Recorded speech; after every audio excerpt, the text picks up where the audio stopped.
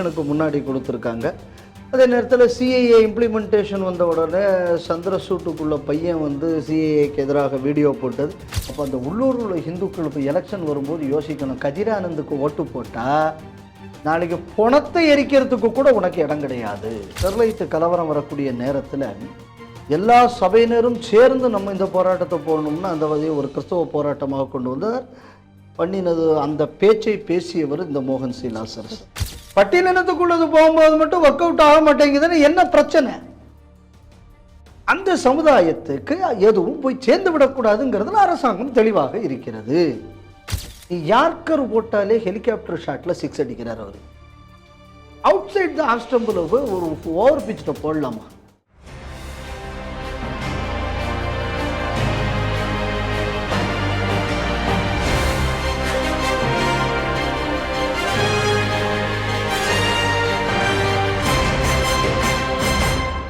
TV நேயர்களுக்கு வணக்கம். இன்றைய செய்திகள் சிந்தனைகள் நிகழ்ச்சிக்கு உங்களை வரவேற்கிறோம். இன்றைய செய்திகள்: சூதாட்ட கம்பெனி லாட்டரி மார்ட்டினிடமிருந்து 500 கோடிக்கு மேல் நிதி பெற்ற திமுக. ஹிந்து சுடுகாட்டை முஸ்லிம் இடுகாடாக மாற்றியதற்கு நிதி ஒதுக்கிய அமைச்சர் துரைமுருகன். மோகன் சி லாசரஸ் ஜீசஸ் ரெடீம்ஸ் அமைப்பின் FCRA உரிமம் ரத்து. தமிழகத்தில் 50% பட்டியலின பெண் குழந்தைகளுக்கு உதவித்தொகை சென்றடையவில்லை. மக்களவை தேர்தல் தேதிகள் அறிவிப்பு.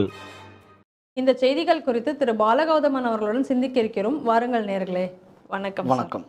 தேர்தல் நன்கொடை பத்திரங்கள் அரசியலமைப்பு சட்டத்திற்கு எதிரானது அப்படின்னு சொல்லிட்டு சமீபத்தில் சுப்ரீம் கோர்ட் அதற்காக அதை ரத்து செய்ய வேண்டும் என்று உத்தரவிட்டது. அதே சமயத்தில் அந்த தேர்தல் பத்திரங்களுடைய நன்கொடை பத்திரங்களுடையது முழுவதுமாக வெளியிடணும் அதனுடைய விவரங்களை அப்படின்றும் சொல்லியிருந்தார்கள். அதை இப்போ அந்த SBI பேங்க் உள்ள நிறுவனங்கள் அதை வெளியிட்டிருந்தார்கள். அப்போ அதில் வெளியிட்டதில் வந்து எந்தெந்த கட்சியினர் எவ்வளவு யார் யாரிடமிருந்து பெற்றிருக்கிறார்கள் என்ற விவரமும் இன்றைக்கு வெளியாகி இருக்கிறது. இதை ஒட்டி இப்போ இன்னைக்கு ஸ்டாலின் கூட இது வந்து மிகப்பெரிய ஒயிட் காலர் கரப்ஷன் அப்படின்னு எல்லாம் சொல்லியிருக்கிறார். ஆனால் அதே சமயத்தில் இன்னைக்கு திமுக யாரிடமிருந்து இந்த தேர்தல் நன்கொடை பத்திரங்களில் பெற்றிருக்கிறது என்பதும் இன்னைக்கு சர்ச்சையாக இருக்கிறது. ஏன்னு பார்த்தா திமுக பெற்றிருக்கிறது வந்து 656.6 கோடி ரூபாய். இதில் இருக்கக்கூடிய 77% இந்த மொத்த அமௌண்ட்டில் ஒரு 77% அமௌண்ட்டை நன்கொடையாக யாரிடம் இருந்தவர்கள் பெற்றிருக்கிறார் என்றால் கிட்டத்தட்ட 509 கோடி வந்து சூதாட்ட லாட்ரி மார்ட்டின் நிறுவனமான future gaming and hotel services அந்த நிறுவனத்திடமிருந்து இவர்கள் பெற்றிருக்கிறார்கள் என்பதும் இன்னைக்கு தெரிய வந்திருக்கிறது. அதை தவிர இவர்கள் மீதமுள்ளது வந்து இந்தியா செமன்ஸ், அதுக்கப்புறம் வந்து அதில் வந்து ஒரு 14 கோடி, சன் டிவி குழுமத்திலிடமிருந்து ஒரு 10 கோடி போன்ற அமைப்புகளை வாங்கியிருக்கிறார்கள்.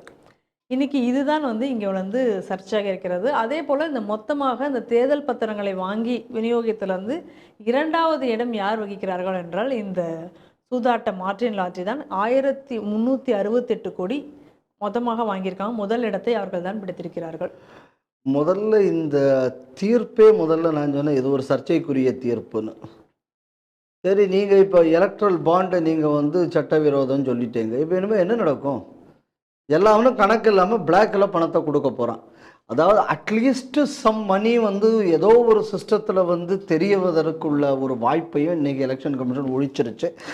அதை கரெக்டாக அந்த தீர்ப்பை வந்து இவங்க வந்து எந்த நேரத்தில் கொடுத்துருக்காங்க அப்படின்னு பார்த்தா எலெக்ஷனுக்கு முன்னாடி கொடுத்துருக்காங்க. அதே நேரத்தில் சிஏஏ இம்ப்ளிமெண்டேஷன் வந்த உடனே சந்திரசூட்டுக்குள்ள பையன் வந்து சிஏஏக்கு எதிராக வீடியோ போட்டது. இதிலிருந்து நம்மளால் ஒரு விஷயம் புரிஞ்சுக்க முடியுது, இந்த மொத்த அரசியலின் பின்னணியில் நீதிமன்றத்தின் பங்கு என்ன அப்படின்னு. ஆனால் வேடிக்கை என்ன அப்படின்னா இதை ஒயிட் காலர் கரப்ஷன்னு சொன்னது ஸ்டாலின். இப்போ ஸ்டாலின் கட்சி வாங்கியிருக்கு அப்படின்னா ஸ்டாலின் கட்சியின் ஒயிட் காலர் கரப்ஷனின் அமௌண்ட் இவ்வளவு அப்படின்னு அவர் ஒத்துப்பாரா? ஒத்துக்க வேண்டியது தானே. கண்டிப்பா. அடுத்தது என்ன அப்படின்னு பார்த்தாச்சுன்னா இதை ராகுல் காந்தி விமர்சிச்சிருக்காராம். அவங்க கட்சியும் வாங்கியிருக்கு. அதாவது 3 கம்யூனிஸ்ட் கட்சியை தவிர எல்லா கட்சிகளும் அந்த எலக்ட்ரல் பாண்டில் பண்ணாங்க. அப்போ அவ்வளவு கட்சியும் இப்போ இது வந்து ஒரு கரப்ஷன் அப்படின்னு சொன்னால் ஏன் எல்லாரும் வாங்கியிருக்கீங்களா? அப்போ அவனை சொல்கிற உனக்கு என்ன அருகதை இருக்குது? என்ன பிரச்சனை அப்படின்னு சொன்னால் பிஜேபிக்கு நிறைய பேர் காசு கொடுத்துட்டான், இவனுக்கு குறைவான நாட்கள் காசு கொடுத்துட்டான். இது வந்து பின்னாடி இருந்து எரியுது. அது ஒரு பாயிண்ட். ரெண்டாவது நம்ம எதை கவனிக்கணும் அப்படின்னு சொன்னால், இந்த மாதிரியான ஒரு டிரான்ஸ்பரன்சி வருது.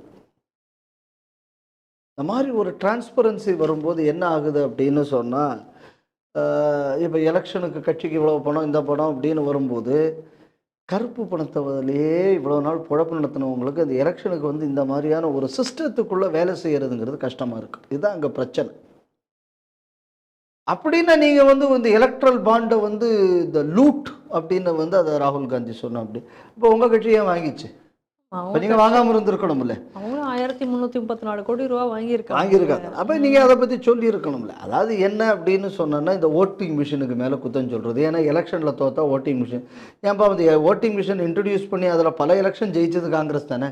அப்போல்லாம் எலெக்ஷன் மிஷின் ஒழுங்காக இருந்தது. அப்போ நீ தோக்கும் போது மட்டும்தான் அதில் அயோக்கியத்தனம் வருமா? சரி, அப்போ கர்நாடகாவில் நீங்கள் ரிசைன் பண்ணுங்கள். இந்த ஒரு மிஷினில் தானே ஓட்டு போட்டியே. டிகே சிவகுமாரி, சித்தராமையா ரிசைன் பண்ண சொல்லுங்கள் ஓட்டிங் மிஷினில். இது வந்து என்ன அப்படின்னு சொன்னான்னா, இது வந்து எங்கள் ஊரில் ஒன்று இந்த ஆட தெரியாத யாருக்கோ ஏதோ கோணலாம் அப்படிம்பாங்க. இது அந்த மாதிரி இருக்குது. அடுத்து நீங்கள் சொன்ன மாதிரி லாட்ரி மார்ட்டினிடமிருந்து தப்பு இல்லைங்க. ஏன்னா வள்ளுவர் 4 விஷயத்தை மட்டும்தான் பொருட்பாலில் வச்சார். ஆனால் அது 4ம் தனிப்பட்ட அறத்தை சார்ந்தது. எதெல்லாம் அது? கல்லுண்ணாமை, பிறன்மனை விழையாமை, சூது, மருந்து. ஏன் இதெல்லாம் 4 தனிப்பட்ட மனுஷனுக்குள்ள ஒழுக்கத்தை பதிவு. குடிக்காமல் இருக்கணும், ஏன் தனிப்பட்ட விஷயம். சூதாடாமல் இருக்கிறது தனிப்பட்டது. தண்ணி அடிக்காமல் இருக்கிறது, இதெல்லாம் ஏன் இதை பொருட்பாலில் வச்சார்? இதுக்கு பரிமேலழகர் விளக்கம் சொல்லும்போது என்ன சொல்லுவார் அப்படின்னு சொன்னால், இது தனிப்பட்ட ஒழுக்கமாக இருக்கலாம், ஆனால் இதில் கேடு வந்தால் அது இந்த நாட்டையே அழித்து விடும் என்பதற்காக அங்கே வச்சேன். யோசிச்சு பாருங்க. கல்லுண்ணாமை, அம்புட்டு சாராய கடையும் தமிழ்நாட்டில் முதல்ல திறந்து விட்டது யாரு? கருணாநிதி. இன்னைக்கு கள்ளச்சாராயத்துக்கு 10 லட்சம் ரூபா கொடுத்தது யாரு? ஸ்டாலின். சாராயம் வித்தவனுக்கு 50,000 ரூபா கொடுத்தது யாரு? அப்போ வள்ளுவருக்குள்ள முதல் விக்கெட்டு முடிஞ்சது. அடுத்தது நீங்க பார்த்தீங்க அப்படின்னு சொன்னா சூது.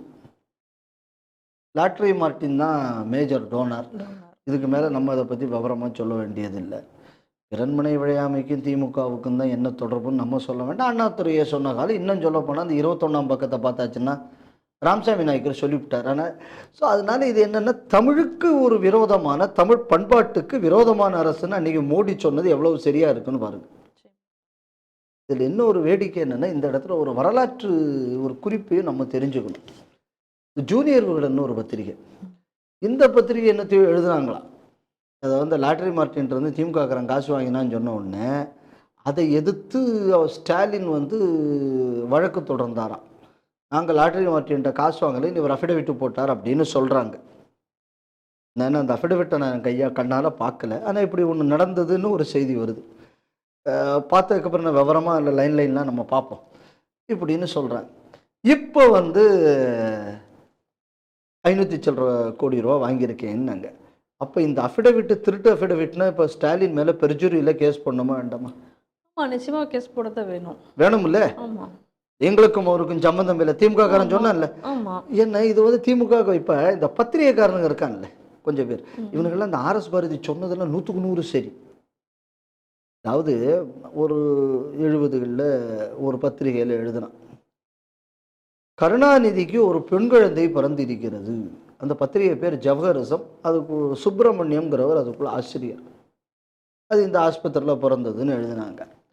எழுதின உடனே இப்போ கருணாநிதி பவரில் இருந்த உடனே அவர் வந்து இவரை பற்றி தப்பாக எழுதி விட்டார் அப்படின்னு சொல்லி அவர் ஜெயிலில் தூக்கி போட்டார். யார? ஜவஹரிசம் சுப்பிரமணியத்தை. அதுக்கப்புறம் இடையில வந்து இந்த ஊழல் எல்லாம் வந்துச்சு இல்லை, இந்த 2G ஊழல். அதில் வந்து இந்த கனிமொழி மாட்டின உடனே இந்த நொண்டி பிச்சைக்காரன் வண்டியில் போய் பிச்சை எடுக்கிற மாதிரி ஒரு போய் எங்கள் சோனியா வீட்டுக்கு முன்னாடி போய் நின்னார். நின்று எப்படியா அந்த அம்மா வீட்டுக்குள்ளேருந்து அப்படி மேலே இருக்கு, இருந்தாலும் வண்டியில் தள்ளிக்கிட்டு போனான் பிச்சைக்காரன் மாதிரி. அப்போ நமக்கே ரொம்ப கஷ்டமாக இருந்துச்சு. என்னடா ஒரு இவ்வளோ வயசான ஒரு தமிழ் என்னதான வேற கட்சியாக இருந்தது, தமிழகத்தில் முதல்வராக இருந்தார், ஆனாலும் ஒரு இத்தாலியில் இருக்கிற ஒரு ஆட்டக்காரி முன்னாடி இப்படி கொண்டு போய் நிப்பாட்டுறாங்களேன்னு ஒரு வருத்தம் நமக்கு இருந்தது. அவங்களுக்கு இல்லைன்னு வைங்க, அது வேற. அப்போ வந்து என் மகள் கனிமொழின்னு சொன்னது யாரு? கருணாநிதி. இதுக்கு முன்னாடி இவர்கிட்ட கேட்குறாங்க அசம்பிளியில், உங்களுக்கு இப்படி ஒரு உங்கள் பொண்ணான்னு. என் மகள் கனிமொழியின் தாய் ராசாத்தி, அதாவது ராசாத்தியம் பொண்டாட்டி இல்லை, அப்படின்னு சொன்னது இது. இப்போ என் கேள்வி என்ன அப்படின்னா, முதல்ல கருணாநிதிக்கு இப்படி ஒரு குழந்தை இருக்குன்னு பத்திரிகையில் எழுதின உடனே அந்த ஜவஹரிசன் சுப்பிரமணியத்தை பிடிச்சி ஜெயிலில் போட்டீங்களே, அதுக்கப்புறம் இதே கனிமொழி எம் பொண்ணுதான் இதே கருணாநிதி சொன்னாரு. அப்போ நீ திருட்டுத்தனமா நீ பொய் சொல்லி ஒரு பத்திரிகைக்காரனை ஜெயிலில் போட்டிருக்கேன்னு அந்த காலத்துல எந்த பத்திரிகைக்காரனும் அதுக்கு குரல் எழுப்பல. இப்ப ஜூனியர் விகடனுக்கு மேல இப்ப வழக்கு தொடர்ந்தாக சொல்றாங்க. இப்ப அது உண்மையாக இருந்திருந்தா இன்னைக்கு எல்லா பத்திரிகைக்காரனும் என்ன பண்ணியிருக்கணும்?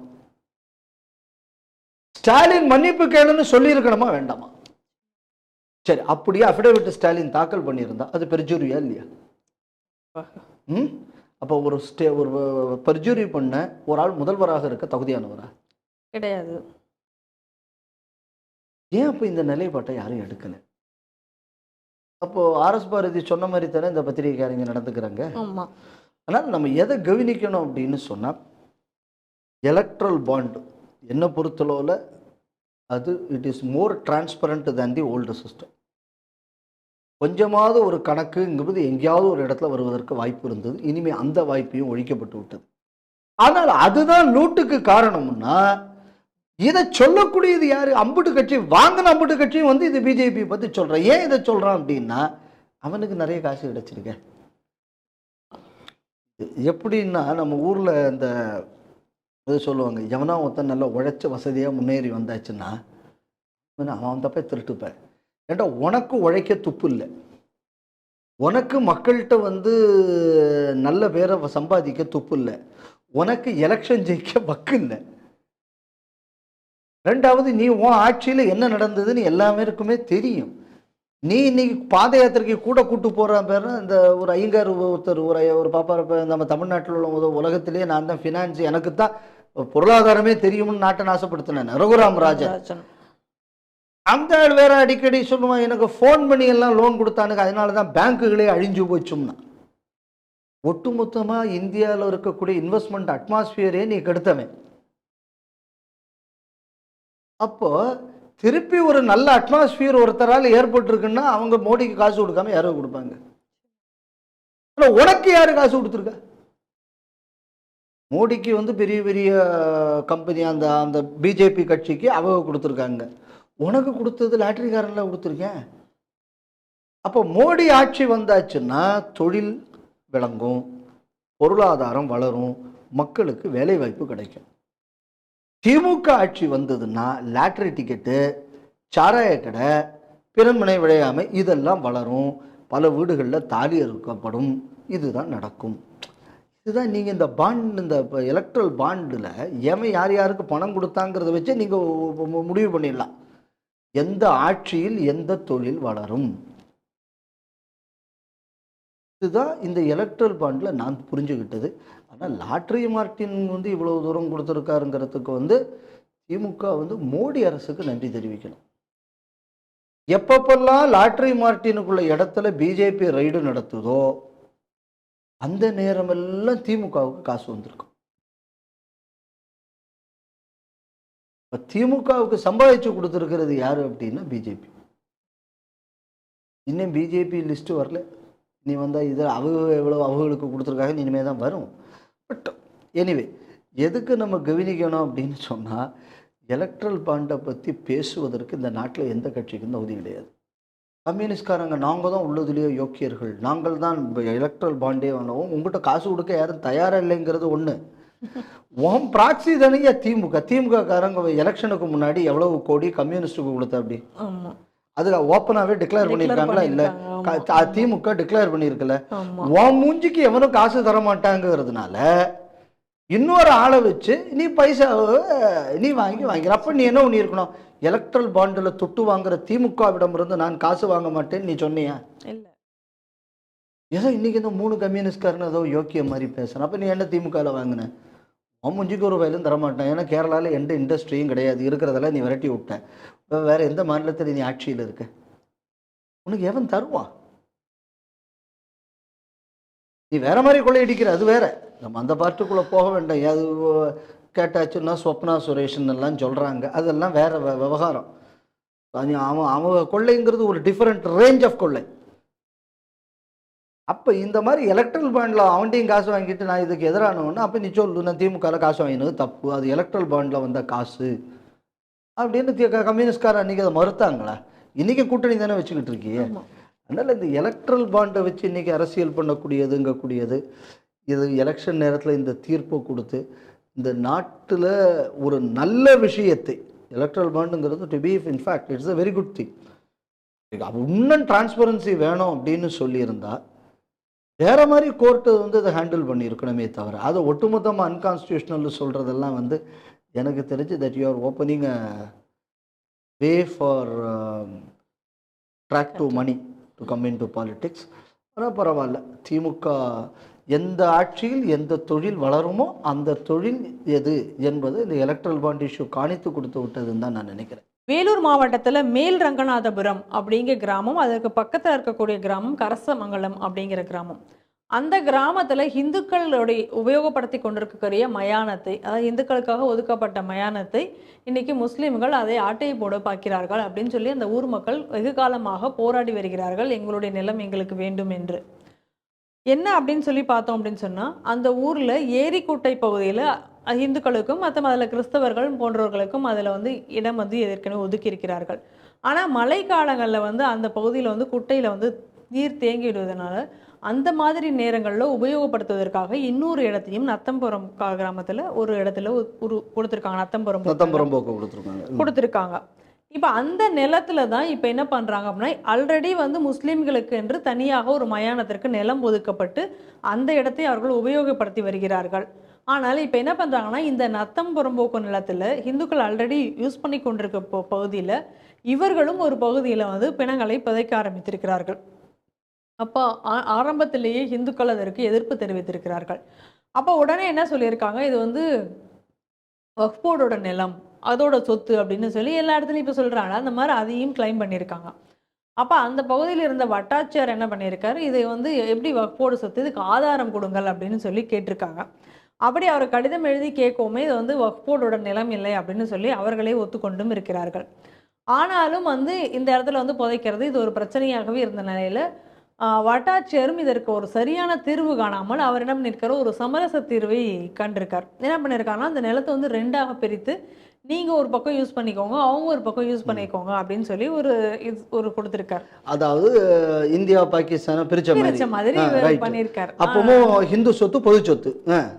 அப்போ அதையும் அப்பொழுதும் இந்துக்கள் அதை ஏற்றுக்கொண்டு விட்டார்கள். ஆனால் அப்பொழுதும் இந்த துலுக்கர்கள் அதை ஏற்றுக்கொள்ளவில்லை. இதை ஏற்றுக்கொள்ளாமல் முழுவதும் எங்களுக்கு தான் வேணும் அப்படின்னு சொல்லி அவங்க சொல்லிட்டு இருந்திருக்காங்க. அது மட்டும் இல்லாமல் இந்துக்களுக்காக ஒதுக்கப்பட்ட அந்த சரிபாதியாக பிரித்து ஒதுக்கப்பட்ட இதிலையும் இவர்கள் வேண்டுமென்றே வந்து புதைத்து கொண்டிருக்கிறார்கள். அதற்கும் இந்துக்கள் தொடர்ந்து எதிர்ப்பு தெரிவித்து வந்திருக்காங்க. அதுக்கு அடுத்ததாக அவங்க என்ன பண்ணியிருக்காங்க, இதை தொடர்பாக உயர்நீதிமன்றத்தில் ஒரு வழக்கையும் தொடர்ந்திருக்கிறார்கள். வழக்கு நிலுவையில் ஒரு பக்கம் இருக்கும் பொழுதே என்ன நடந்திருக்கு அப்படின்னு சொன்னால், அந்த பகுதியினுடைய எம்எல்ஏ துரைமுருகன் அவர்கள் அதற்கு சங்கிலி வேலி போடுவதற்காக ஒரு 2 லட்சம் ரூபாய் நிதியை ஒதுக்கியிருக்கிறார் அவர். இந்த நிலையில தான் இப்போ இந்துக்களுடைய கோரிக்கை என்ன அப்படின்னு சொன்னால், இந்த நிதியை உடனடியாக ரத்து செய்துவிட்டு இந்த நிலத்தை முழுவதுமாக எங்களுக்கு மீண்டும் மீட்டு தர வேண்டும் அப்படின்னு சொல்லி இன்னைக்கு வந்து அவர்கள் வந்து கலெக்டருக்கு இதற்கெல்லாம் மனு கொடுத்திருக்கிறார்கள். இதே நேரத்தில் அங்கே இன்னொரு முயற்சி என்ன நடக்குது அப்படின்னு சொன்னால், அந்த கரசமங்கலத்தினுடைய ஊர் தலைவராக இருக்கக்கூடியவர் அவர் என்ன பண்ணுறாருன்னா, முஸ்லீம்களுக்கு சாதகமாக வந்து சந்தைகளை ஏற்படுத்துவதற்கு முயற்சி செய்து கொண்டிருக்கிறார். அதையும் தடுத்து நிறுத்த வேண்டும் என்று அவர்கள் கோரிக்கை வைத்திருக்கிறார்கள். எனக்கு தெரியும் அந்த ஊரை பொறுத்தளவில் கரசமங்கலம் நம்ம இதுக்கிட்ட காட்பாடி பக்கம் எங்கேயோ அந்த சைடில் அது ஒரு வன்னியர் டாமினன்ட் வில்லேஜ். அது அதே சமுதாயத்தைச் சேர்ந்தவர் தான் துரைமுருகனும். அதனால் இந்த ஜாதியை வச்சு ஓட்டு போடக்கூடிய ஹிந்துக்களுக்கு இது ஒரு பாடம். என் ஜாதிக்காரன் ஓட்டு போடுறேன் அப்படிங்கிற, ஆனால் அவன் உன் ஜாதிக்காரன் இடத்த பிடிங்கி இன்னொருத்தனுக்கு ஓட்டுக்குன்னு கொடுக்குறானே, அப்போ என்ன அர்த்தம்? உன் ஓட்டை மதிக்கலை, நீ எப்படியானாலும் நீ ஜாதி வெறி பிடிச்சி எனக்கு தண்டை ஓட்டு போட போகிறேன். ஆனால் அவன் அப்படி இல்லை, அவன் மதங்கக்கூடிய அடிப்படையில் தான் ஓட்டு போடுறான். அதனால நான் அவனுக்கு மதத்தின் அடிப்படையில் செய்கிறேன், நீ எப்படி போனாலும் கவலை இல்லை, உனக்கு தான் உணர்வும் கிடையாது இழவும் கிடையாது இடா அப்படிங்கக்கூடிய மெசேஜை துரைமுருகன் சரியாக புரிந்து வைத்திருக்கிறார். இதைத்தான் இந்த செய்தியில் நம்ம கவனிக்கணும். ரெண்டாவது, இது இந்த ஊரில் மட்டும் இல்லை, பல இடங்கள்ல இந்த மாதிரியாக பொதுச்சுடுகாட்டுல துலுக்கம் வந்துக்கிட்டு கடைசியில் அது துலுக்கனுக்கே சொத்தம்ங்கிறது. அதுக்கப்புறம் என்ன சொல்றதுன்னா அது வக்ஃபுக்கு சொந்தம்ங்கிறது. ஏற்கனவே திருச்சி பக்கத்துல ஒரு பஞ்சாயத்து இதே மாதிரி வந்தது. அதுக்கும் அங்கே இந்துக்கள் போராடி வருகிறார்கள். பலாயிரம் அதை முகமது நபி பிறக்கிறதுக்கு முன்னாடியே கோவில் இருக்கிற ஊரே வக்ஃபு சொந்தம்ங்கிறான். ஒரு கிராமத்தையே எங்களுக்கு ஆமா, எங்க நம்ம திருச்செந்துறைய இப்படின்னு சொன்ன ஒரு விஷயத்தை பார்த்தோம். அப்ப இது என்ன அப்படின்னா இதெல்லாம் லேண்ட் ஜிஹாத். இது லேண்ட் ஜிஹாதோடு இன்னொரு ஒரு பரிணாமம். இது என்னன்னா சும்மா போற போனோம் எங்கேயும் ஒரு இடத்துல புதைச்சாச்சுன்னா அதனால ஒரு 50 சென்ட் வருதா? அப்போ எதை வைத்து இப்படி வேண்டுமென்றாலும் ஆக்கிரமிக்க வேண்டும். எனக்கு கிடைப்பதெல்லாம் ஒரு ஆயுதம் இந்த நாட்டை அபகரிக்க. அப்ப இதுக்கு ஜிஹாத் இல்லாம இதுக்கு என்ன பேர்? இதை நம்ம எதோட இணைச்சு பார்க்கணும் அப்படின்னா ஹதீஸ்ல ஒரு ஸ்டேட்மெண்ட் வருது. ஷாஹி ஹதீஸ்ல என்ன வருது அப்படின்னா எவன் இந்த பாரத நாட்டை போரிட்டு வெற்றி பெறுகிறானோ அவனுக்கு சொர்க்கத்தில் இடம் உண்டு. இது இந்த சமீபத்தில் இந்த தியோபந்து கூட இதை ஏற்றுக்கொண்டதுன்னு ஒரு பிரச்சனை வந்தது, ஞாபகம் இருக்கா? இதைத்தான் ஹிந்து முன்னணி ஆவணப்படத்திலே இந்த இதை காணித்து இங்கே நடக்கக்கூடிய ஜிகாதி தாக்குதல்களின் காரணமே என்ன அப்படின்னு சொன்னா இந்தியாவில் இருக்கக்கூடிய ஹிந்துக்களை கொன்றாலோ இந்தியாவில் இருக்கும் ஒரு பகுதியை துலுக்க பகுதி ஆக்கினாலோ அவனுக்கு சொர்க்கத்தில் இடம் இருக்கிறது அப்படிங்கக்கூடியதை இவர்கள் ஒரு மதத்தின் கட்டளையாக நினைக்க காரணத்தினால்தான் தொடர்ந்து இந்த பிரச்சனையை செய்து கொண்டிருக்கிறார்கள். அது ஆவணப்பட காலத்திலிருந்து நம்ம சொல்லிக்கிட்டு வரோம். அதன் தொடர்ச்சியாகத்தான் இது பார்க்கப்பட வேண்டும். இப்ப யோசிச்சு பாருங்க, இதே அப்படி லேசா மாத்தி ஒரு பொது சுடுகாடு, துலுக்க சுடுகாடு கூட கிடையாது, பொது சுடுகாடு, ஹிந்து கிறிஸ்தவம் துலுக்கம் எதுவும் இல்லை, அதுல இந்த இடம் இந்த ஏரியா துலுக்கனுக்குள்ள ஏரியா, இந்த ஏரியா கிறிஸ்தவ ஏரியா, இந்த ஏரியா ஹிந்து ஏரியான்னு ஒரு ஏரியாவை மார்க் பண்ணி வைக்கிறாங்க. அந்த துலுக்க ஏரியா உள்ளோட ஹிந்து ஏரியாவுக்கு கொட்டடிச்சு நீங்க பணத்தை கொண்டு வர முடியுமா? முடியாது. என்னடா ஹிந்து சுடுகாட்டை உள்ள வச்சுட்டு அதுக்கு அவன் சொந்தம் கொண்டாடுறேன். அதுக்கு ஹிந்துக்கள் இன்னும் கோர்ட்ல போயிட்டு இருக்கேன். இன்னும் ஹிந்து மெஜாரிட்டியாகவும் இருக்காங்க அந்த நாட்டில். இந்த லட்சணத்துல இந்த துலுக்கம் சொல்றேன், இந்த நாட்டில் எனக்கு பாதுகாப்பு இல்லையே, இந்த நாட்டில் மைனாரிட்டிகள் துன்புறுத்தப்படுகிறார்கள். என்னடா இது, எந்த நாட்டில்டா அது நடக்கிறது? அந்த ஊர் வன்னியர் மெஜாரிட்டி ஊர் தானே, எந்த நாட்டில் நடக்குது இது? ஆனா இங்க துலுக்கனுக்கு பாதுகாப்பு இல்லைன்னு சொல்லுவானு. இதுக்குங்கிறது ஒருத்தன் அந்த யாத்திரை போயிட்டு இருக்கானே, அவன் பேர் என்ன, ராகுல்னு ஒரு, அவன் தெருவா இதை சொல்லிக்கிட்டு இருக்கான். இதுக்கு இடையில எந்த மதத்தையும் இந்தியாவில் நீங்க ஒரு மதத்தின் அடிப்படையில் எதையும் நீங்க டிஸ்கிரிமினேட்டரியா செய்திடப்படாது அப்படின்னு சிஏஏ விஷயத்துல அமெரிக்காக்காரன் சொல்றானா? இங்க என்னடா நடந்துகிட்டு இருக்குது?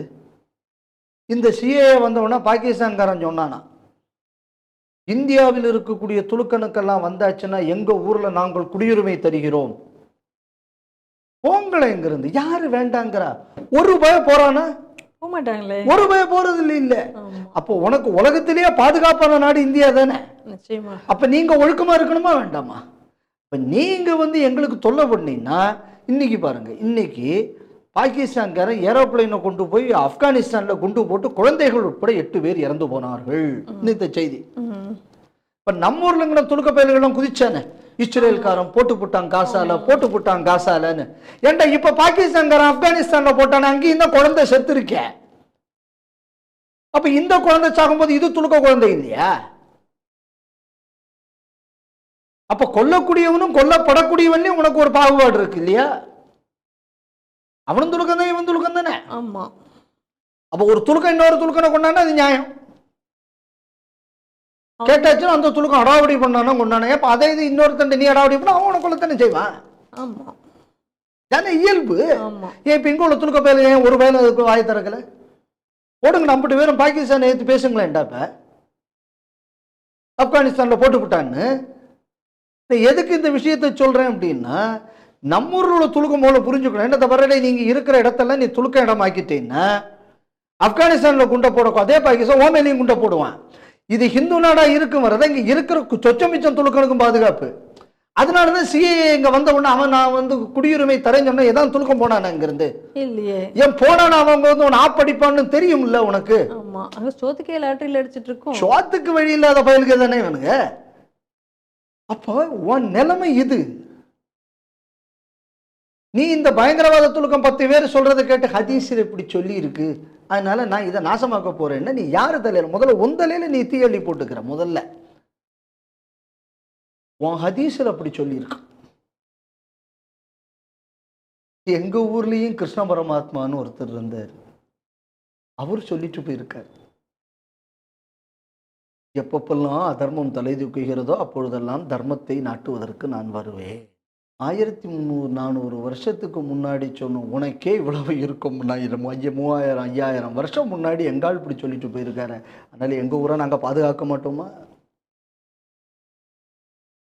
உலகத்துல எங்கெல்லாமோ நீ போன, எல்லா இடத்துலையும் பச்சைக்கூடிய நாட்டின உள்ளூர்காரனை மட்டும் ஒழிச்ச, மொழியை ஒழிச்ச, பண்பாட்டை ஒழிச்ச, எல்லாத்தையும் ஒழிச்ச. உன்னால இன்னும் இந்த நாட்டை ஒன்றும் செய்ய முடியவில்லை. காரணம் என்னன்னா, எங்க கிருஷ்ண பரமாத்மா எங்களுக்கு வழிகாட்டிட்டு போயிட்டான்.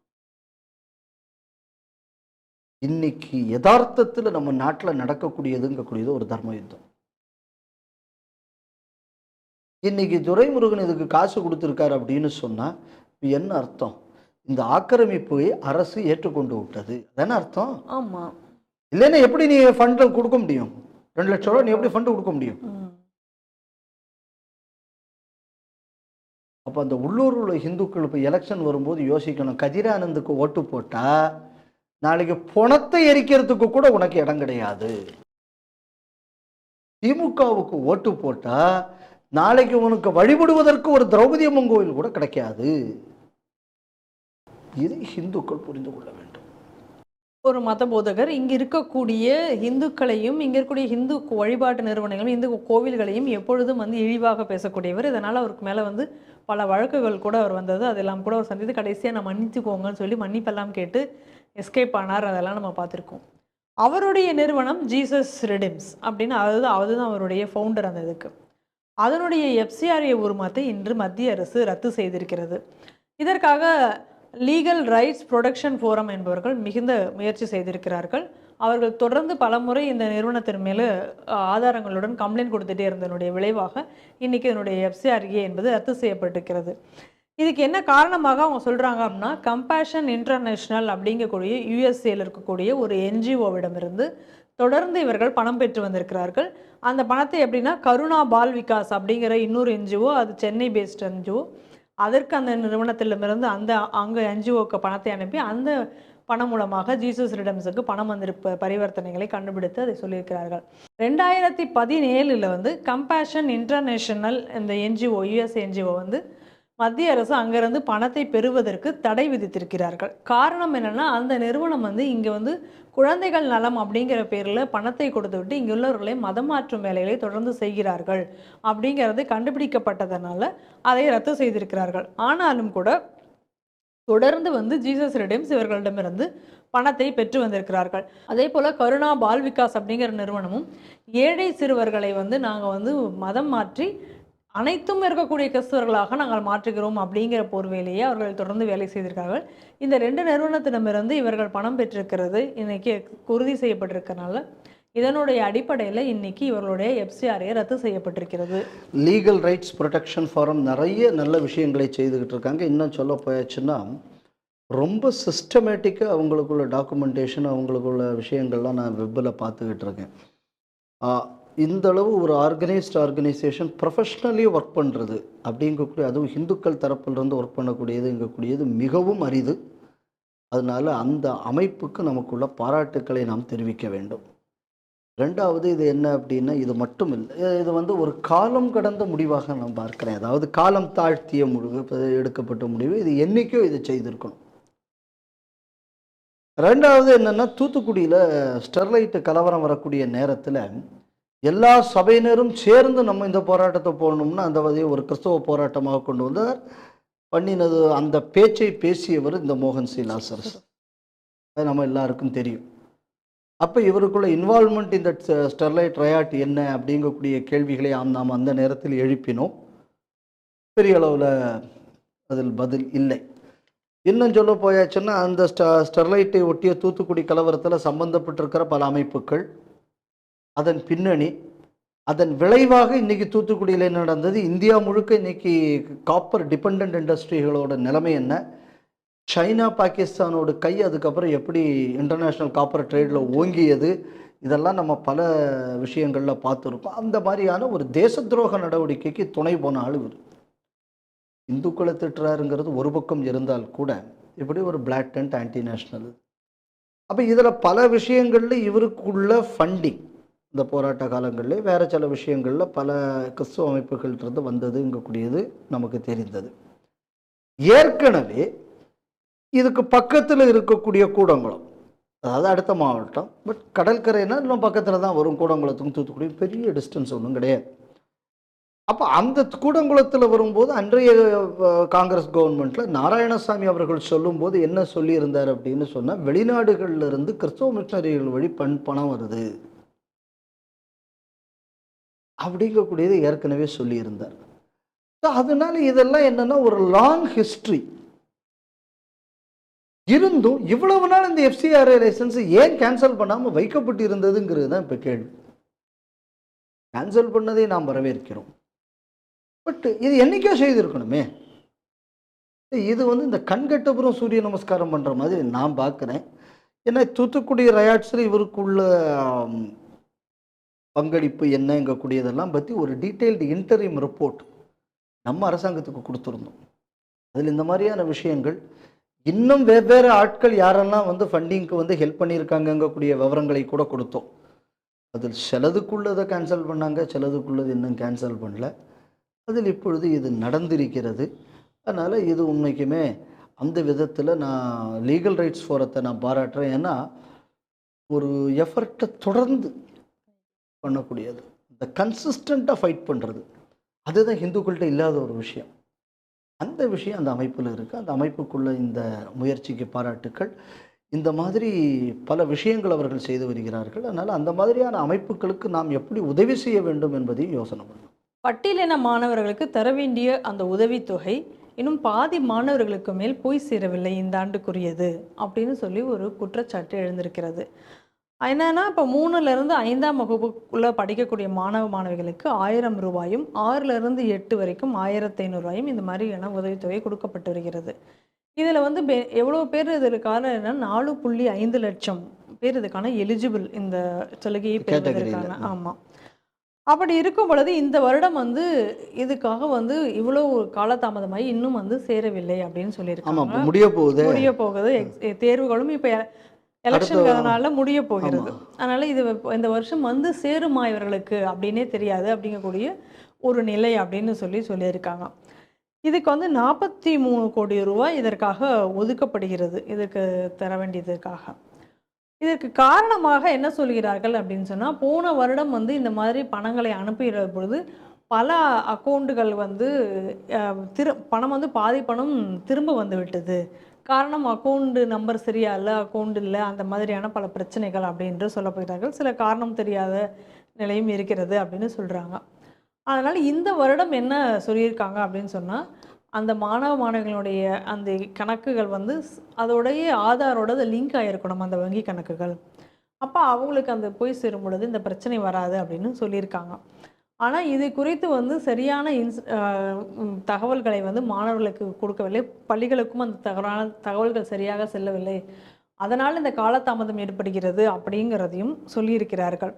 அதனால் இது இப்போ லேட் ஆச்சு அப்படிங்கிறனால அங்கே பழைய முறையவே நாங்கள் மொத்தமாக ஸ்கூலோட அக்கௌண்ட்டுக்கு எல்லாத்தையும் அனுப்பிச்சிட்டு அதை பிரித்து கொடுத்துருங்க அப்படின்னு சொல்கிறதுக்கான அப்படி தான் யோசிச்சுட்ருக்கோம் இப்போ அப்படிங்கிற மாதிரியான கருத்துக்களையும் அதிகாரிகள் சொல்லி வருகிறார்கள்.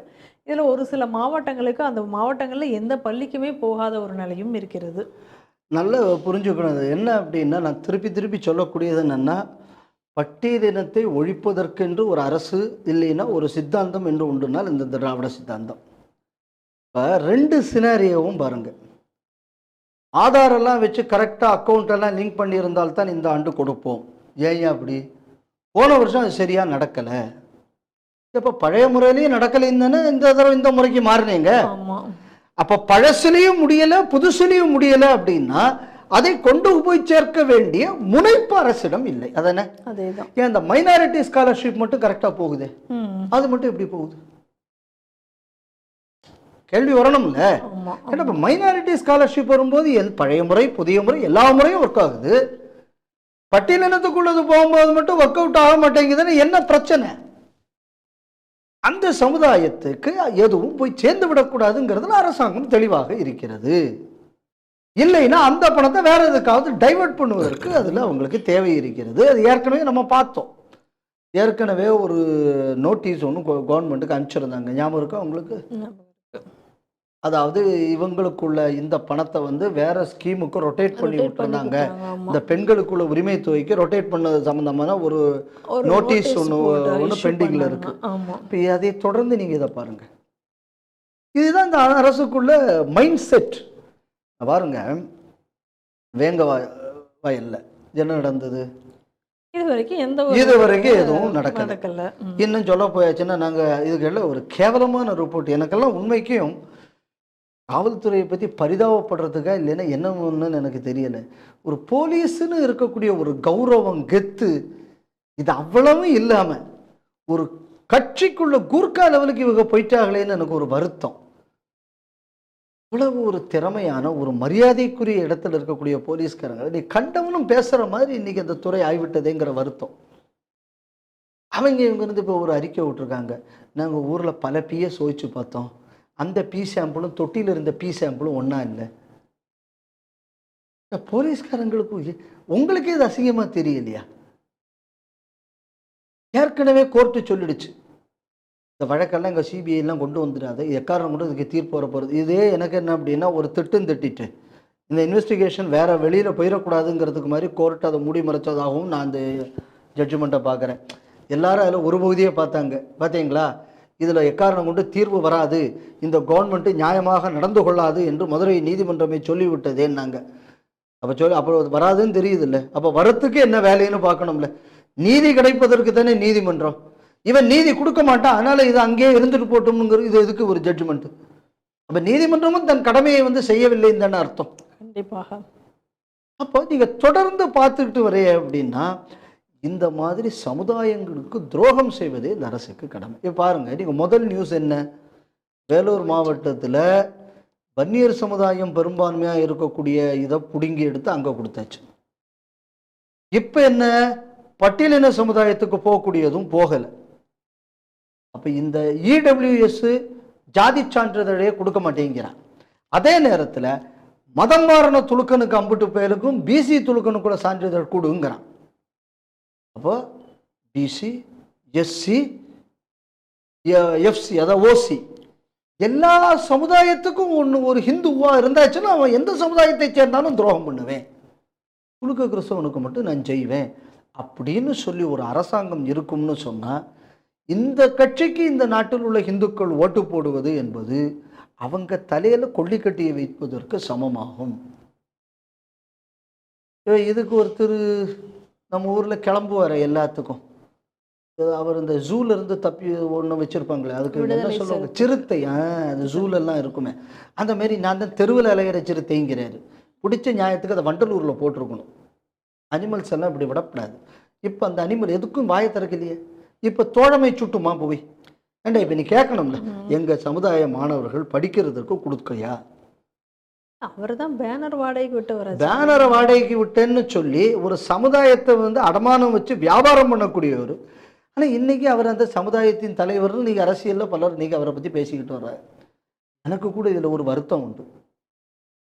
ஆர்எஸ்எஸ் அமைப்பை சேர்ந்தவங்க கொஞ்சம் பேர் திருமாவளவன் எப்படி ஆர்எஸ்எஸை பற்றி பேசியிருக்கார் பாருங்க, நம்ம அமைப்பை பற்றி. அதில் இவங்களுக்கு ஒரு சந்தோஷம். உங்களை யார் புகழ்ந்தால் நீங்கள் சந்தோஷப்படணும்? ஒரு விவஸ்தை வேண்டாம்? இந்த வீடியோவை போட்டு சந்தோஷப்படுறது 10 பேர் எனக்கு இதை அனுப்பிச்சி வச்சாங்க. இது எதை நம்ம புரிஞ்சுக்கணும் அப்படின்னு சொன்னால், எல்லா சமுதாயத்துக்கும் துரோகம் செய்கிறார்கள். எதற்காக?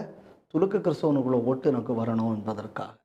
அப்போ இந்த சமுதாயங்கள் எல்லாம் நீ என்ன சமுதாய ரீதியாக நான் எப்படி ஏமாற்றப்பட்டாலும் அதை பற்றி கவலைப்பட மாட்டேன் என்று சுயநலத்தோட டாஸ்மாக் மயக்கத்தில் ஒரு சமுதாயம் இருந்தால் அந்த சமுதாயம் எப்படியெல்லாம் ஏமாற்றப்படும். அந்த சமுதாய எவ்வளவு பலமான நீங்கள் ஒரு சமுதாயமாக இருந்தாலும் அந்த சமுதாயத்தை கிள்ளிக்கரையாகத்தான் பார்ப்பார்கள். இதை எல்லா இந்து சமுதாயத்து எல்லா பிரிவினரும் இதை புரிந்து கொள்ள வேண்டும். இன்றைக்கி ஏதோ எஸ்சி சமுதாயத்துக்கு கொடுக்குறத மட்டும் கெடுத்தாங்கிறீங்க. ஏதாவது அங்கே போனால் அங்கே வன்னியர் சமுதாயத்துக்கு துரோகம், இங்கே போனால் இடபிள்யூஎஸ்க்கு துரோகம். மதுரை கிட்ட போயாச்சுன்னா தேவர் சமுதாயத்தை சார்ந்தவங்களுக்குள்ள 18 பட்டி சேர்ந்து கும்பிடக்கூடிய ஒரு கோயிலை கையகப்படுத்தப்பட்டார்கள். அங்கே போனால் படுகர் கோயிலை கையில் எடுக்க போகிறேன்னு போனாங்க. எந்த சமுதாயத்துக்கு இவங்க துரோகம் பண்ணலை. இன்னைக்கு ஒட்டுமொத்தமாக இந்து துரோகத்தை மட்டுமே இந்த கட்சி செய்து வருகிறது. இன்னைக்கு பட்டியலினத்துக்கு எதிராக இதை செய்திருக்கிறார்கள். என்ன பட்டியலினத்தை ஒழிப்பது என்பதுதான் அவங்க அஜெண்டாவே. இல்லைன்னா நம்மில் கீழ்த்தரமானவர்னு ஈவேரா சொல்லுவா அப்படியா? ரெண்டாவது நாங்கள் ஈவேராவை பின்பற்றக்கூடியவர்னு வேற அப்பப்போ ஸ்டாலின் சொல்லிட்டு இருக்காரு. இப்போ யோசிச்சு பாருங்க, ஈவேரா என்ன சொன்னாரு? வேலையில்லா திண்டாட்டத்தின் காரணம் என்ன? பறையனும் பள்ளனும் பள்ளிக்கூடத்துக்கு போறதுனால தாண்டா வேலையில்லா திண்டாட்டம். ஈவேரா சொன்னாரா? ஈவேரா சொன்னாரு. நமக்கு யாரு சொன்னது? கருணாநிதி முரசொலியில போட்ட கார்ட்டூன்ல இப்படி ஈவேரா சொன்னாரு. அவங்க தான் போட்டிருந்தாங்க. இப்ப அந்த திட்டத்தை இப்ப செயல்படுத்துறாங்களா?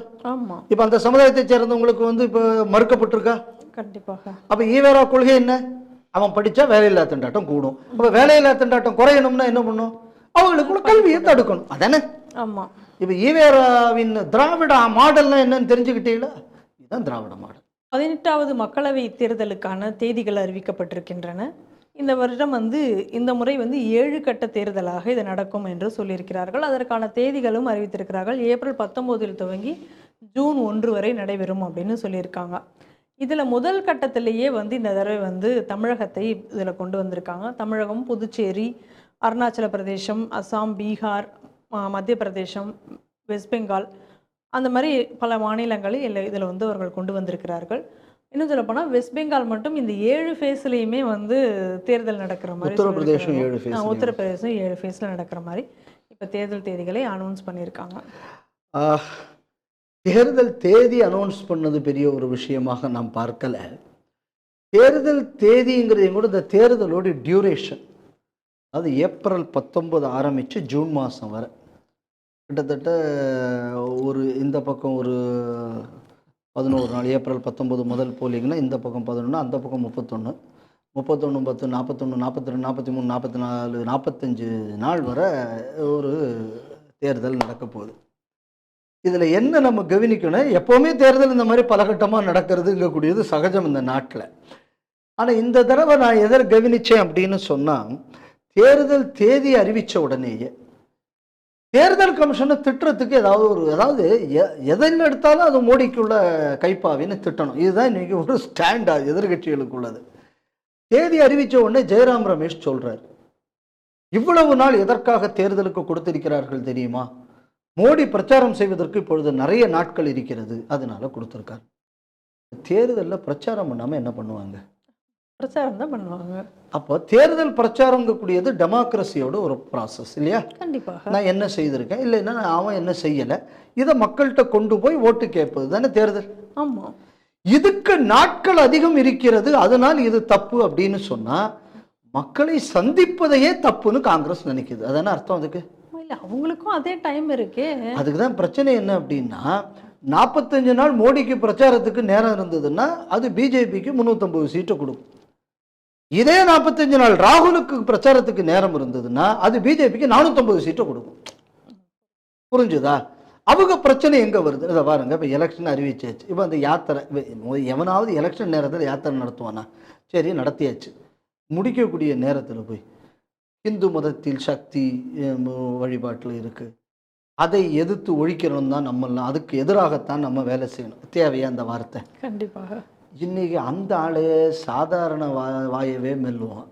அவளை வேற அந்த பிரைம் மினிஸ்டருக்கு தூக்கி போட்டு விட்டிய அந்த ஆள் இன்னைக்கு தெலுங்கானாவில் பேசி விட்டார். ஆமாம், இந்த நாட்டில் உள்ள பெண்கள், தாய்மார்கள் எல்லாரையும் நான் தெய்வமாக பார்க்கிறேன், பெண் தெய்வமாக பார்க்கிறேன், உங்களை ஒழிக்கணும்னு ஒரு கட்சி சொல்லுது. நாங்கள் பெண்களை வழிபடுபவர்கள், இவனுங்க பெண்களை ஒழிக்கக்கூடியவர்கள். அந்த இப்போ பிரச்சாரத்தை ஆரம்பிச்சுட்டாரு.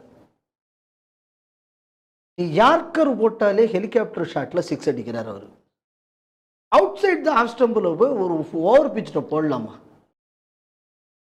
இதுக்கு தான் முன்னாடியே சொல்லிட்டேன், இம்புட்டு நாள்லாம் நீ கொடுத்துடாதப்பா, சொன்ன ஜெயராம் ரமேஷ் சொன்னது எவ்வளோ கரெக்டாக செட் ஆகுது பாருங்க. கவலை அவருக்கு இருக்குல்ல, எப்படியும் பிரச்சாரம் பண்ண பண்ண பண்ண பண்ண இப்படி போடுறது அம்புட்டு ஓவர் பீச்சுட்டு அதுலேயும் நோபால் வேற போட்டு தொலைகிறது. அப்போ அடுத்த பால் இன்னும் ரிஸ்க் இல்லாமல் அடிக்கலாம். இப்படி ஒரு இது.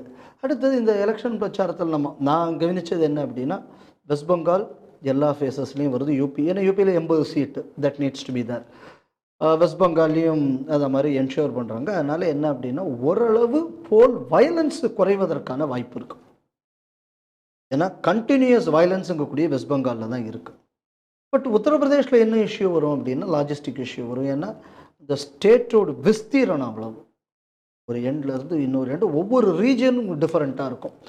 ஸோ டு என்ஷூர் போல் டியூட்டிக்கு அதுக்காக வந்து அந்த கேட்டர்டாக வந்து யூபியில் வந்து எல்லா ஃபேஸ்லேயும் அவங்க அறிவிச்சிருக்காங்க.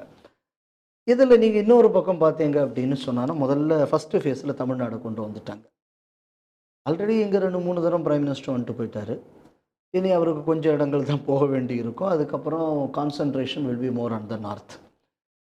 இப்போ எப்படி வந்து இதை வந்து இண்டி கூட்டணி இந்த எலெக்ஷனை எதிர்கொள்ளுங்கிறதுல எனக்கு ஒரு டவுட் இருக்கு. நம்ம ஊரில் ஆராசா மாதிரி ஒரு 10 பயிலுக இருக்கான். சனாதன தர்மத்தை பற்றி பேசிட்டா அப்படி சத்தீஸ்கட் ஜெயிக்குங்கிறதும் சொல்லி முடிச்சாச்சு. இப்போ ஒரு மாதம் இப்போ இங்கே எலெக்ஷன் ஃபஸ்ட்டு ஃபேஸ் முடிய போகுது. இது என்னென்னா, திமுகங்கக்கூடியது எப்படின்னு சொன்னான்னா, ஒரு கட்டுப்பாடு இல்லாத ஒரு கட்சி. எப்படின்னா, ஒரு கிளப்பு மாதிரி சுயநலம் பிடித்த கொள்ளைக்காரர்கள் அவ்வளோ பேரும் சேர்ந்து அவங்களுக்குள்ள ஒரு ஒரு கூட்டம். அந்த கூட்டமாக இருந்தால் தான் நம்மளால் வந்து ஹண்ட் பண்ண முடியும். ஒரு பேக் ஆஃப் வல்ஃப்ஸ்னு வைங்களேன். அதனால இது அந்த ஒரு நிர்பந்தத்திற்காக கூடியிருக்கிறது. ஏன்னா இவங்களுக்கு கொள்கையே ஒன்றும் கிடையாது, எல்லாருக்கும் தெரிஞ்ச விஷயம். இப்போது தலைமையில் சொல்கிறாங்க, இந்தந்த விஷயங்கள் பேசாதப்பா, இந்தந்த விஷயம் பேசுப்பா, யாரும் கேட்க போகிறதில்லை. நான் சர்வாதிகாரியாக மாறுவேன்னு ஸ்டாலின் சொன்னார். அதுக்கப்புறமும் எல்லாரும் ஒவ்வொரு டயத்துலையும் பேசிக்கிட்டு இருந்தான். எனக்கு தூக்கமே வருதில்லை, நீங்கள் என்னத்தையும் பேசி தொலைச்சி என் தூக்கத்தை கெடுக்கிறீங்கன்னு ஒரு கழுதாரு. அதுக்கப்புறமும் ஒவ்வொருத்தரும் ஒவ்வொரு பக்கம் பேசிக்கிட்டு தான் இருக்கேன். அதனால் அது ஒரு கண்ட்ரோல் இல்லாத ஒரு கட்சி. இப்போ இந்த ஒரு மாதம் எப்படி வந்து காங்கிரஸ் இப்போ வயிற்றில் புளியை கரைச்சிக்கிட்டு இருக்கும். இவனுக்கு பாட்டு இங்கே என்னத்தையாவது ஹிந்துன்னு திட்டி தொலைச்சு, ராமரையோ எவனையோ திட்டினான்னா ஒட்டு மொத்தமாக நமக்கு அங்கே சோழியை முடிச்சிருவானேடா இந்த பயிலுவோ அப்படிங்கக்கூடிய ஒரு பயத்திலேயே ஒரு இது நடக்குது. ஏன்னா இது ஒரு அன்கண்ட்ரோல்டு பார்ட்டி. ஏன்னா இது டிசிப்ளின் கிடையாது. இது ஒரு கூட்டம், எல்லாரும் அவன் சுயநலத்தை தீர்த்து கொள்வதற்காக வந்து ஒரு கூட்டம். சரி, இந்த கூட்டத்துக்கு தனிப்பட்ட முறையில் இதுகளுக்கு செல்வாக்கு இல்லைங்கிறதுக்காக இதுக்கு காமனாக ஒரு என்னத்தையோ ஒன்று கிரியேட் பண்ணி இது ஒரு கூட்டம் வேலை செய்துக்கிட்டு இருக்கு. ஒரு கட்டுப்பாடு இல்லாத ஒரு தலைமை இருக்கிற கட்சியாக இன்று திமுக இருக்கிறது. அந்த காலத்தில் கருணாநிதியை மாதிரி நான் ஒரு ஸ்ட்ராங் லீடர் ஸ்டாலின் கிடையாது. அந்த அவர் சொல்லி ஒரு நடவடிக்கை எடுத்து ஸ்ட்ராங்காக எடுப்பார் அப்படிங்கக்கூடியதெல்லாம் கிடையாதுங்கிறது அவங்களுக்கே தெரிஞ்சு போச்சு. இப்போ ஃபஸ்ட்டு ஏப்ரல் 19 நமக்கு இருக்கிறதுனால, இதுவரை இவங்க ஏதாவது மைனாரிட்டி அப்பீஸ்மெண்ட்டுக்காக இந்துக்களை எதிராக பேசினாலோ இதோட பாதிப்பு இங்கக்கூடியது தேசம் முழுக்க எல்லா தொகுதியிலையும் இருக்கும். 536 சீட்டில் இந்த 40 சீட்டு வந்து இப்போ வந்து புளியை கரைச்சிக்கிட்டு காங்கிரஸ்காரன் ஏற்கனவே ஒன்று சக்தியை பற்றி பேசி முதல் விக்கெட்டு போயாச்சு. நீ பாக்கி இருக்கிறது அவ்வளோத்தையும் இந்த பயிலுக்கு என்னத்தையும் பேசி ஒழிச்சு போடுவானாங்கிற பயம். ஸோ இந்த எலெக்ஷன் டேட்ஸு இதே வந்து கிட்டத்தட்ட 400ன்னு பிஜேபியிலேருந்து சொல்கிறாங்க. அதை சாதிப்பதற்காக இது இந்த இந்த அனௌன்ஸ்மெண்ட் ஆஃப் இந்த பேட்டர்ன் ஆஃப் இந்த டேட்ஸு இது வந்து பிஜேபிக்கு சாதகமாக வேலை செய்யுங்கக்கூடியது என்னோட அபிப்பிராயம். ஏன்னா அடுத்த ஒரு மாதம் இவங்க என்ன பேச போகிறாங்க அப்படின்னு நம்ம பார்க்கணும். இந்த மதவாதம் மண்ணாங்கட்டிவாதம்னு ஏதாவது பேசி எடுத்து அதை வந்து ஆம்ப்ளிஃபை பண்ணி சொல்லியே முடிச்சிருவாங்க. எனக்கு ஏற்ப என்ன அப்படின்னு சொன்னால், இந்த மாதிரி திமுககாரர்கள் பேசி பிரச்சாரம் செய்து இந்த பிரச்சாரத்துக்கு பரிசாக ஜாஃபர் சாதிக்கு கேஸை ஆழமாக பிஜேபி நோண்டாமல் போய்விடுமோங்கிற பயமும் எனக்கு இருக்கு. ஏன்னா அரசியலில் வந்து எது வேண்டும் என்றாலும் நடக்கலாம். அதனால தேசத்தை பாதிக்கக்கூடிய எந்த விஷயமும் இதில் நடந்துவிடக்கூடாதுங்கிற பயமும் எனக்கு ஒரு பக்கத்தில் இருக்கு.